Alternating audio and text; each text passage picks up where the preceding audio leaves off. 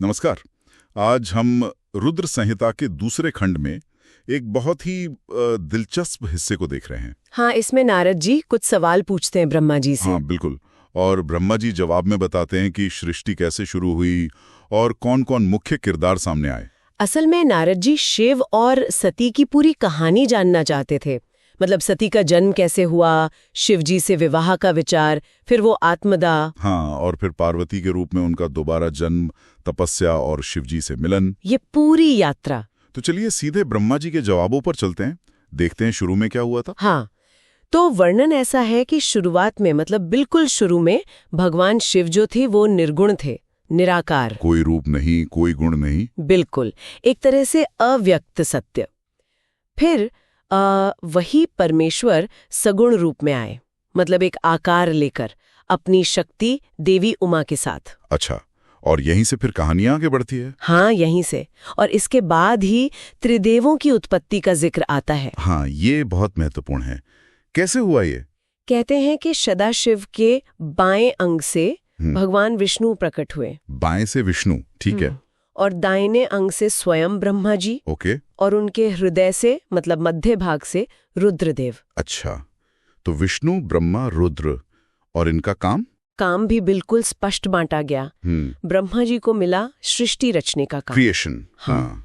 विष्णु जी को पालन पोषण, मतलब सस्टेनेंस। और रुद्रदेव को संहार का, लय का। ये दिलचस्प कर कि कैसे एक ही सोर्स से ये तीनों शक्तियां निकली, बनाना, चलाना और खत्म करना। बिल्कुल। और ये दिखाता है कि ये तीनों ही चीजें व्यवस्था के लिए जरूरी हैं, भले ही अलग अलग लगें। सही बात है। तो ये व्यवस्था बन गई, फिर ब्रह्मा जी ने अपना काम शुरू किया होगा सृष्टि का। हाँ जी, उन्होंने फिर देवता बनाए, असुर बनाए, मनुष्य, फिर दक्ष जैसे प्रजापति। और वो मानस पुत्र भी ना, मारीची, अत्रि वगैरह। हाँ बिल्कुल, मन के संकल्प से जिनकी उत्पत्ति हुई। और इसी दौरान दो और खास चरित्र सामने आते हैं, है ना? हाँ बिल्कुल। एक तो ब्रह्मा जी के हृदय से एक बहुत ही सुंदर नारी निकली, संध्या। संध्या। कहा जाता है कि वो शाम के वक्त ज्यादा खिल उठती थी, शायद क्षणभंगुरता या सौंदर्य का प्रतीक हो सकता है। और दूसरा ब्रह्मा जी के मन से एक बहुत ही मनोहर पुरुष का भी जन्म हुआ। हाँ, उसका वर्णन भी है।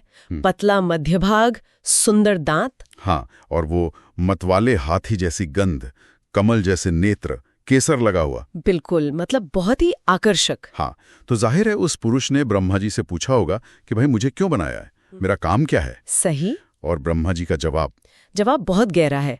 उन्होंने कहा, तुम अपने इस रूप से और अपने फूलों के 5 बाणों से। फूलों के बाण 5? हाँ, शायद 5 इंद्रियों के प्रतीक। कहा, इनसे स्त्री पुरुषों को मोहित करो और सृष्टि का सनातन कार्य आगे बढ़ाओ। सनातन कार्य मतलब सृष्टि चलती रहे। बिल्कुल। और ये देखिए कि मोह या आकर्षण को यहाँ एक डिवाइन पर्पस दिया गया है। हाँ, ये नेगेटिव नहीं है। नहीं, बल्कि सृष्टि चलाने के लिए जरूरी माना गया है। यहाँ तक कहा कि देवता भी उसका निरादर नहीं कर पाएंगे। अच्छा। उसे ये भी कहा कि तुम छिपे रूप में प्राणियों के दिल में रहो, अदृश्य होकर। हाँ, और उनके सुख का कारण बनो, ताकि सृष्टि चलती रहे।